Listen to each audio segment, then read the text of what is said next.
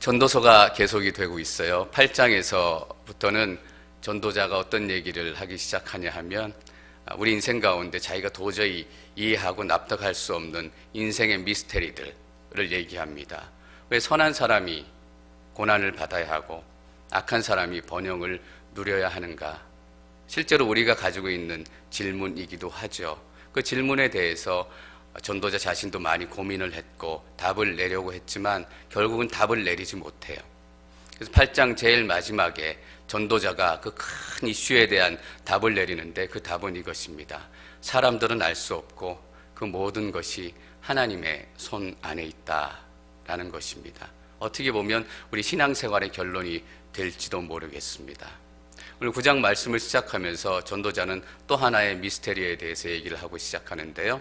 9장 1절 말씀을 같이 읽도록 하겠습니다. 1절 말씀 시작. 내가 이 모든 것을 생각하고 나서 결론 내리기는 의인들과 지혜로운 사람들과 그들이 하는 일은 모두 하나님 손에 달려있고 그 누구도 자기 앞에 놓인 것이 사랑인지 미움인지 알지 못한다는 것이다. 우리들에게는 우리 나름대로 인생의 공식이 있습니다. 공부를 열심히 하면 좋은 대학에 들어갈 테고 좋은 대학에 들어가면 좋은 직장에 들어갈 테고 근데 인생이라는 게 그렇게 되지 않잖아요. 공부를 열심히 해도 이상하게 시험에 떨어지게 되고 또 좋은 대학에 나와도 어떤 사람은 취직하는 거에 어려움을 겪게 되고 오늘 전도자가 그 질문을 던지면서 시작을 하고 있습니다. 의인들, 지혜로운 사람들이 살아야 될 이런 공식들이 있는 것 같은데 그들의 인생을 실제로 보니까 그 인생의 공식대로 되어지지 않는다라는 것이죠. 이 말씀을 통해서 저희가 깨닫게 되는 것은 인생은 공식이 아니다라는 것입니다. 1 더하기 1은 2가 되지만 우리 인생의 공식은 1 더하기 1이 3이 될 때도 있고 1 더하기 1이 0이 될 때도 있다라는 것입니다. 제가 이런 얘기 하나 해드리겠습니다. 17세기에 종교개혁이 이제 막 시작됐을 시점인데 영국에서 한 청년이 믿음을 가지고 고민을 하다가 내가 어떻게 하나님을 더 깊이 만날 수 있을까? 진정한 구원은 무엇일까? 라고 기도하고 고민하던 중에 마틴 루터의 글을 읽게 됩니다. 구원은 은혜로 받는 것, 구원은 믿음으로 받는 것. 그 글을 읽고 나서 구원이라는 게 이런 것이구나. 은혜로 구원을 경험하고 극적인 뜨거운 회심을 경험하게 됩니다. 그래서 그 청년은 낮에는 구두공으로 구두수선을 하면서 밤에는 그 복음의 열정, 새롭게 깨닫게 된 구원의 비밀들을 전하고 싶어서 사람들에게 나가서 복음을 전하고 믿음으로 구원을 얻는 것입니다. 은혜로 구원을 얻는 것입니다. 막 설교하고 다니기 시작했어요.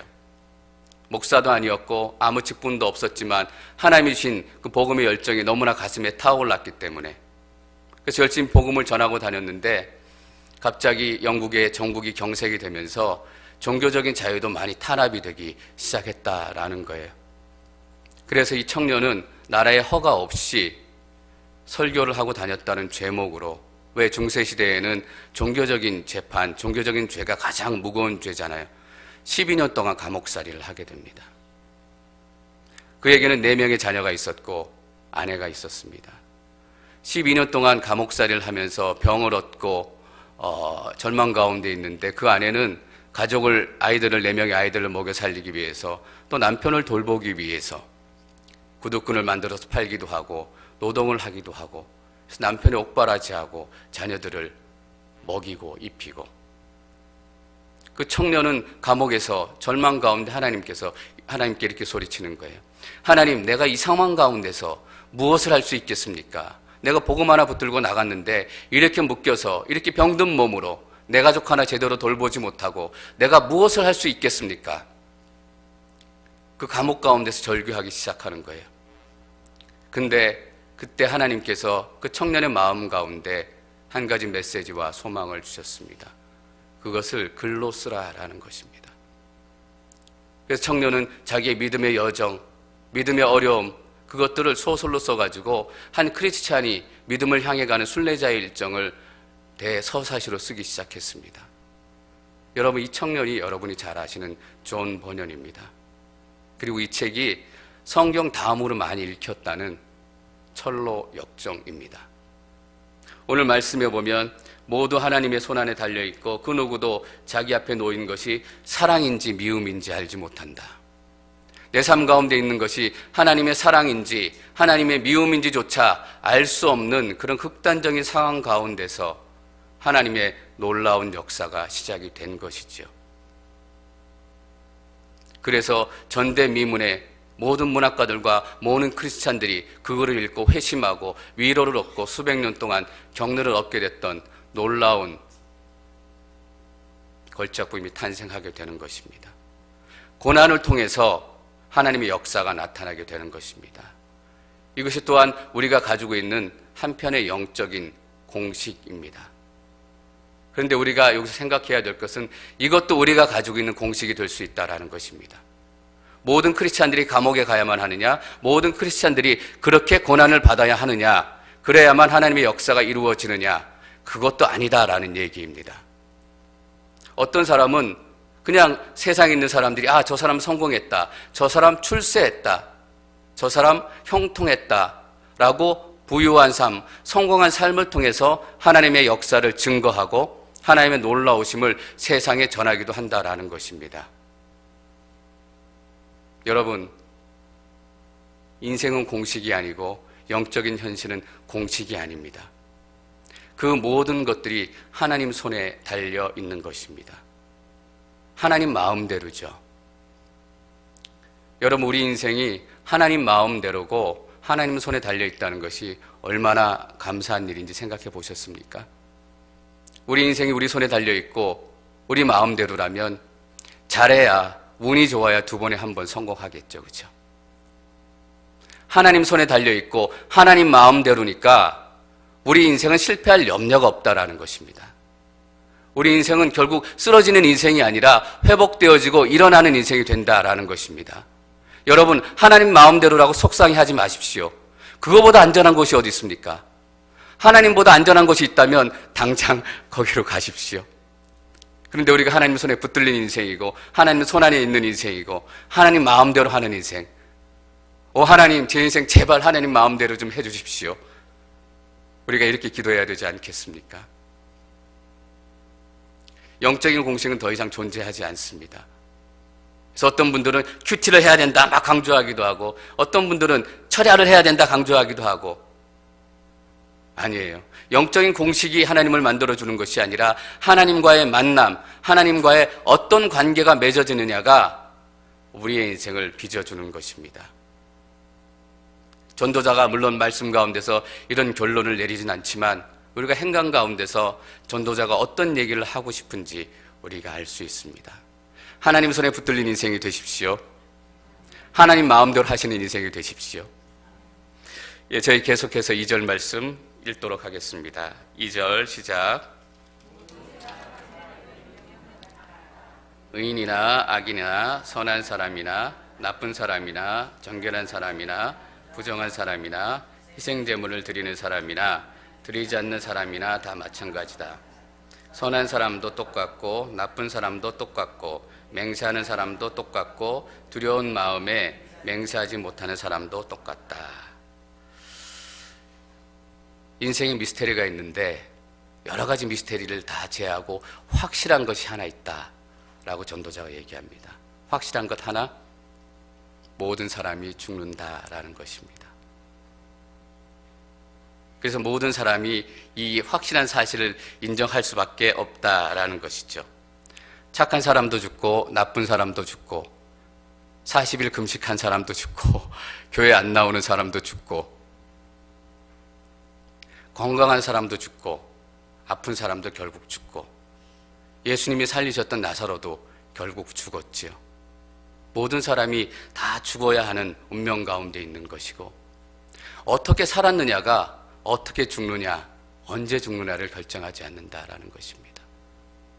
하나님 안에 신실하게 살았다고 해서 그 사람이 오래 사느냐, 그 사람의 죽음이 병원에서 깔끔한 죽음이 되느냐. 여러분, 하 목사님처럼 하나님 안에서 신실하고 기도하시며 사신 분, 하나님의 사역을 감당하신 분들은 오래오래 사셔서 하나님의 더 많은 일들을 감당해야 되지 않겠습니까? 근데 너무나 빨리 하나님께서 데려가셨어요. 이해할 수 없는 것이죠. 평생 새벽 기도하고 하나님 앞에서 무릎 꿇고 기도하고 이런 인생은 아프고 연약한 인생으로 살아가는데 밤낮 슬퍼 먹고 밤낮 담배 몇 가지 피우고 건강하게 80 장수하는 분들 너무나 많잖아요. 저희 처가가 믿음의 좀 전통이 몇 대 있는 그런 집안입니다. 저희 처할머님께서 새벽에 새벽기도 가시다가 교통사고 나셔서 돌아가셨어요. 정말 악한 일이죠. 이해할 수 없는 일이죠. 어떻게 그 노인이 새벽기도 가시다가 교통사고 나서 돌아가실 수 있으세요? 저는 정말 그 일을 생각하면 이 일은 악한 일이다. 인생에 이해할 수 없는 일이다 라고 얘기할 수밖에 없을 것 같아요. 전도자가 바로 그 마음이었던 것이죠. 어떻게 살았느냐가 어떻게 죽느냐, 얼만큼 사느냐를 결정하지 않는 것. 그래서 어떻게 보면 죽음이란 것이 우리 인생 가운데 존재하는 것 중에서 가장 악한 것이다라는 것입니다. 사람들이 악한 마음을 가지고 산다고 기록하고 있어요. 악한 마음을 가지고 산다는 것은 죽음을 묵상하고 산다는 이야기입니다. 예수님을 묵상하고 살면 영원한 생명을 경험하게 돼요. 죽음을 묵상하게 살게 되면 어떻게 돼요? 미쳐 날뛰기 시작한다라고 말씀이 기록하고 있습니다. 어차피 한 번 죽는 거, 여러분 몇 년 전에 마카파 그런 살인사건들 기억하시죠? 어차피 한 번 죽는 인생, 내 마음대로, 이런 얘기도 저희가 자주 들어요. 어차피 한 번 사는 인생. 표현만 바꿨지 똑같은 것입니다. 죽음만을 묵상하고 사는 인생, 죄만을 묵상하고 사는 인생, 그 인생이 겪어야 될 그 슬픈 현실, 영적인 현실들에서 대해서 전도자는 가감없이 직설적으로 얘기하고 있는 것입니다. 이 죽음에 대한 현실을 대하면서 마음이 좀 우울해지는 게 사실이에요. 마음이 무거워지는 게 사실이에요. 근데 4절 말씀에서 전도자는 우리에게 작은 소망의 빛을 하나 던지기 시작하는 것입니다. 저희 4절 말씀 같이 읽도록 하겠습니다. 4절 시작. 끼어 있으면 소망이 있으니 비록 개라도 살아있으면 죽은 사자보다 낫다.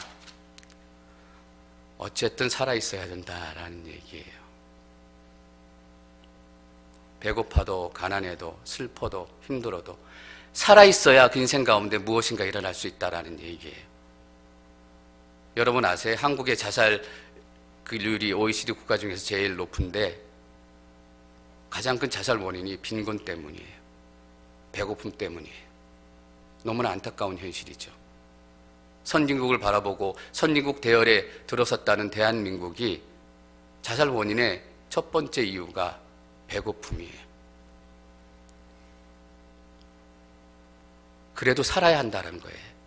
일단 살아있어야 그 인생 가운데 뭔가 일어날 수 있는 것이고, 살아있어야 그 인생이 하나님을 만날 가능성을 줄 수 있다라는 거예요. 그 인생이 끝나버리면 그 인생의 진짜 소망은 사라져버리는 것이에요.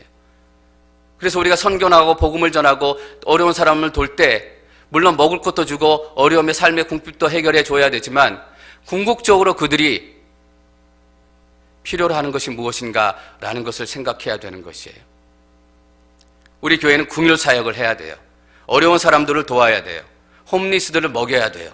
그러나 우리의 목적이 거기서 끝난다면 우리는 NGO예요. 교회가 아니라. 살아있을 때 그들에게 복음을 전해야 된다라는 것이죠. 오늘 전도자는 육신의 삶과 죽음에 대해서 얘기하고 있지만 계속적으로 제 마음에 드는 것은 영적인 죽음과 영적인 삶에 대해서 생각하게 하는 것이에요. 오늘 제가 새벽 예배에도 잠깐 나눴는데 제게 자꾸 드는 영적인 부담이기 때문에 이 영적인 부담을 여러분들하고 또 나눠야 되겠다라고 생각을 했어요. 우리 교회가 차세대의 부흥을 위해서 기도하고 있고 차세대를 품기 위해서 여러 가지 계획들을 하고 있는데, 기도하면서 깨닫게 되는 것은 그동안 기도가 너무 막연했다라는 생각이 드는 거예요. 하나님께서 제게 주신 마음은 우리 성도님들, 교인들의 자녀들부터 품고 기도해라라는 마음을 주셨어요. 저는 하나님께서 주신 그 마음을 받으면서 하나님께서 움직이는 사역들이 점점 구체적으로 진행이 되고 있구나. 왜냐하면 하나님의 기도 제목이 점점 구체적으로 이 가운데 임하고 있기 때문이에요. 전 여러분들에게 당부하고 싶어요. 여러분 자녀들 가운데 교회에 나오지 않고 영적으로 방황하고 있는 자녀들이 있으면 이름과 나이와 현재 어디에 있는지, 직업이 무엇인지, 학생인지 적어서 전화 전도사님이나 순장님에게 주세요. 카톡으로 주셔도 좋고 적어 주셔도 좋고 만날 때 얘기해 주셔도 좋아요. 전도사님하고 저하고 기도하기 시작할 거예요. 전도사님 사모님하고 제 아내하고 기도하기 시작할 거예요. 어떤 일이 일어날지는 저는 몰라요. 하나님께서 시작하라고 하신 일이라면 하나님께서 계속 끌고 가실 것이라고 저는 믿어요. 하나님께서는 지금 기도하라 이까지만 보여주기 때문에 보여주신 그것까지만 제가 가기로 했어요. 명단을 주시면 제가 붙들고 기도할 거예요. 저 벌써 기도하고 있는 아이들이 있어요. 그 중에 2명 하나님이 구체적인 마음을 주셨어요. 계속 기도할 거예요. 명단을 주신 뿐만 아니라 기도해 주시고 꼭 주세요. 그냥 얘가 예수님 떠난 지 10년이 됐는데 20년이 됐는데 그렇게 두시지 마시고 하나님의 명령이라고 생각하시고 꼭 저희에게 그 인포메이션이 전달될 수 있도록 기도 제목을 주셨으면 좋겠어요. 히브리서 9장 27절 말씀 저희가 함께 읽겠습니다. 9장 27절 시작. 그 후에 심판이 있습니다. 한 번 죽는 것은 사람들에게 정해진 일이고 그 후에 심판이 있습니다. 어떤 심판을 그들이 만나게 될지 어쩌면 그들이 살아있는 동안 우리의 기도가, 우리의 섬김이, 우리의 권면과 격려가 그들의 심판의 내용을 바꿀 수 있는 것입니다. 영적으로 죽어가는 사람들, 5절에 이렇게 기록이 되어 있어요. 산 사람은 자기가 죽을 것을 알지만 영적으로 살기 시작한 사람들은 자기가 죽어가는 인생이었다는 것을 알게 돼요. 영적으로 살고 나니까 자기가 죽음 가운데 있었구나. 그런데 뭐예요? 죽은 사람은 아무것도 몰라요. 영적으로 죽어있는 사람은 자기가 죽어있는 것을 몰라요. 죽어가고 있는 것을 몰라요. 누가 그것을 가르쳐주고 깨우쳐줘야 해요? 우리예요, 우리.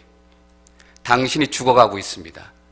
우리가 깨우쳐주지 않으면 그 사람들은 절대 자신들이 죽음 가운데 있고 죽어가고 있다는 것을 알 수 없다는 거예요.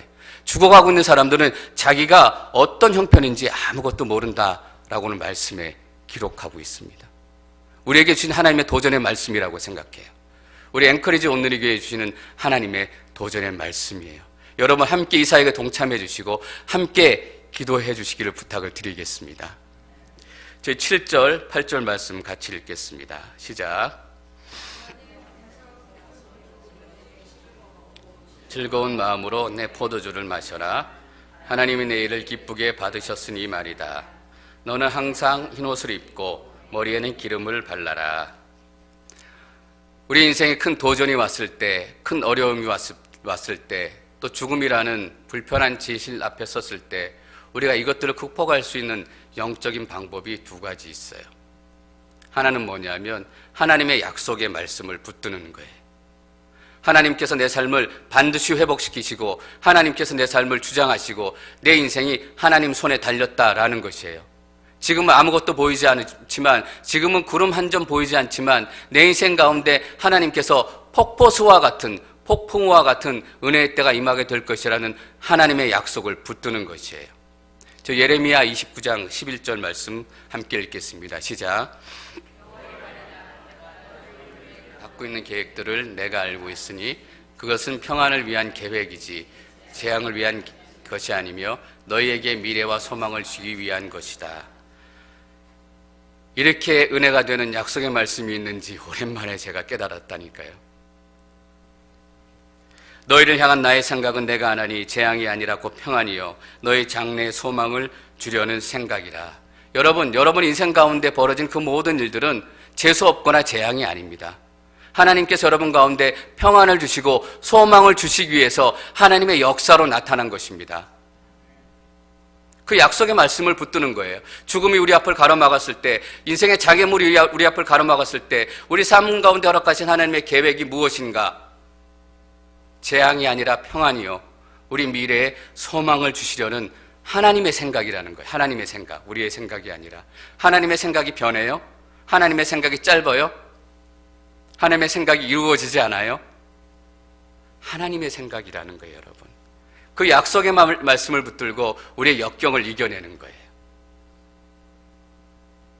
믿음으로 이루어지지 않은 미래를 취하고 하나님께 허락하신 천국의 모습을 취하는 것, 그것이 첫 번째, 우리가 어려움 가운데 환난 가운데 임했을 때 우리가 해야 될 영적인 태도예요.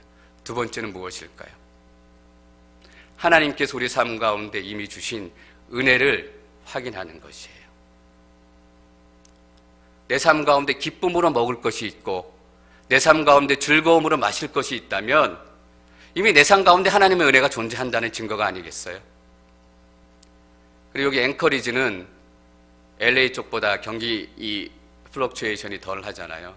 근데 LA나 이쪽은 굉장히 민감해서 불황이 몇 년째 계속되다 보니까 비즈니스 하시는 분들이 굉장히 어렵고 간신히 그래서 그분들 방문하거나 신방하거나 같이 얘기하게 되면 비즈니스 요즘에 어떠세요? 물어보는 게 인사이기도 하고 죄송하기도 하고 기도 제목이기도 하기도 해요. 집사님 요즘에 어려우시죠? 비즈니스 어떠세요? 그분들이 하시는 얘기가 이거예요. 먹고 사는 것만 해도 감사하죠.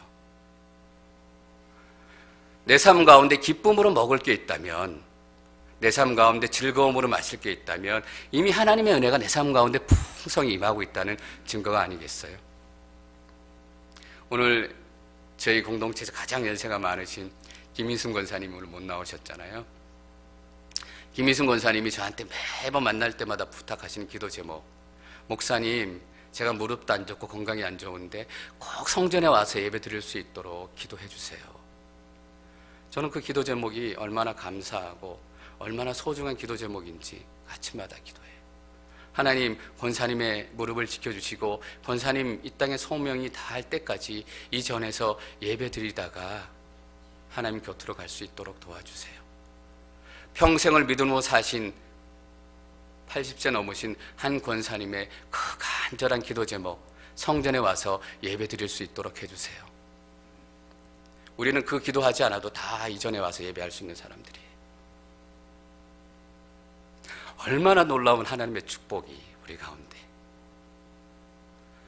내 삶 가운데 하나님의 은혜가 메말랐을까? 내 삶 가운데는 하나님의 은혜를 부어주시지 않을까?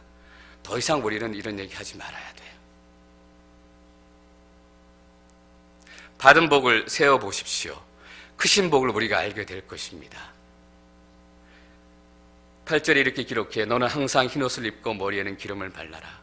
더위를 막아주는 흰옷, 또 내 피부를 지켜주는 기름을 바를 때마다 이 하나님께서 내가 채워주신 먹고 사는 것뿐만 아니라 입고 내 몸을 치장하고 가꿀 이런 것들도 하나님께서 주셨잖아요. 여기 화장들 다 하고 오셨네요. 립스틱이 있는 게 하나님의 은혜예요. 여러분, 또 하나님께 주신 우리 가운데 가장 큰 축복과 은혜와 선물이 뭐예요? 하나님께서 에덴 동산에 아담을 지으시고 첫 번째 아담에게 하나님이 선물을 주셨습니다. 그 선물이 뭐였죠? 하와예요. 그래서 11절에 이렇게 얘기하죠. 내가 해 아래서 또 다른 것을 보았는데 제가 잘 안 보여서 9절이군요. 죄송합니다. 허무한 생애 동안 하나님께서 해 아래서 내게 주신 허무한 일생 동안 내 사랑하는 아내와 즐겁게 살아라. 아담이 가장 처음으로 받은 하나님의 선물. 남편 여러분들, 아내를 보실 때마다 하나님이 주신 선물로 보시기 바랍니다. 하나님을 보셔야 하는 거예요. 이미 내 삶 가운데 주신 하나님의 축복, 내 삶 가운데 임한 하나님의 은혜. 그래서 우리는 우리 가운데 죽음이라는 불편한 진실이 다가와도, 환난과 역경이라는 그 어려움들이 다가와도 하나님께서 우리 가운데 이미 주신 은혜들이 너무나 풍성하기 때문에 그 은혜만을 붙들어도 우리는 충분히 그 어려움들을 감당할 수 있는 거예요. 결론입니다. 제 10절 말씀 같이 읽겠습니다. 시작. 내 손으로 할 만한 일들을 찾으면 온 힘을 다해서 하여라. 내가 가게 될 무덤 속에는 일도 계획도 지식도 지혜도 없기 때문이다. 무엇이든지 내 손으로 할 만한 일을 찾으면 온 힘을 다해서 하여라. 7절에서 어떻게 기록했냐 하면 하나님이 내 일을 기쁘게 받으셨으니 말이다. 하나님께서 그 일들이 이미 기쁘게 받으셨다라는 거예요. 그 일들이 훌륭해서 좋았기 때문이 아니라 하나님께서 그 인생을 받으시고 용납하셨기 때문에, 하나님께서 우리를 하나님의 자녀로 받으셨기 때문에 우리 삶 가운데 일어나는 그 일들을 하나님께서 받으셨다라는 의미입니다. 그래서 우리 일생에 일어나는 일들, 우리가 할 만한 일들이 있다면 열심히 하라는 것입니다. 저는 이것이 예배라고 깨닫게 됐어요. 전도서의 결론이 뭐예요? 하나님을 경외하라라예요. 8장에도 9장에도 반복되어 나타난 것이 가서 기쁨으로 내 음식을 먹고 즐거운 마음으로 내 포도주를 마셔라. 제게 또 하나의 떠오른 장면은 이것이에요. 이스라엘 백성들이 제물을 가지고 하나님 앞에 제사를 드렸어요. 잘 예배를 드리고 나서 그 제사된 음식으로 모여 앉아서 음식을 나누는 거예요. 기쁜 마음으로 먹고 기쁜 마음으로 나누고, 하나님께서 내 제물을 받으셨다, 내 예배를 받으셨다. 그 음식을 먹으면서, 그 포도주를 마시면서 그들이 무슨 생각했을까요? 내가 받은 복을 세어본 거예요. 내 재물을 받으셨다, 내 인생을 받으셨다. 기쁘게 먹고 즐겁게 마시는 것이 우리 믿음의 인생 가운데 예배구나 라는 것을 깨닫게 되는 것입니다. 하나님의 받은 복을 세어보십시오. 여러분의 삶이 더 풍성해질 것입니다. 여러분, 우리의 인생은 허무하게 끝나는 인생이 아닙니다. 하나님의 받은 복을 세기 시작할 때 우리 인생 가운데는 하나님의 크신 은혜가 이미 존재하기 시작했고, 더불어 하나님께서 우리 인생 가운데 앞으로 주실 은혜들도 우리 가운데 믿음으로 취해지게 되는 것입니다. 그러면 우리가 기쁘게 먹고 기쁘게 마시는 인생이 되는 것입니다. 이 삶이 뭐예요? 예배자로 사는 삶이에요. 여러분, 예배자로 살고 싶으십니까? 하나님이 주신 것들을 기쁘게 드시고 기쁘게 마시기 바랍니다. 오늘 우리가 말씀을 마치면서 말씀을 붙들고 한번 기도하기를 원해요.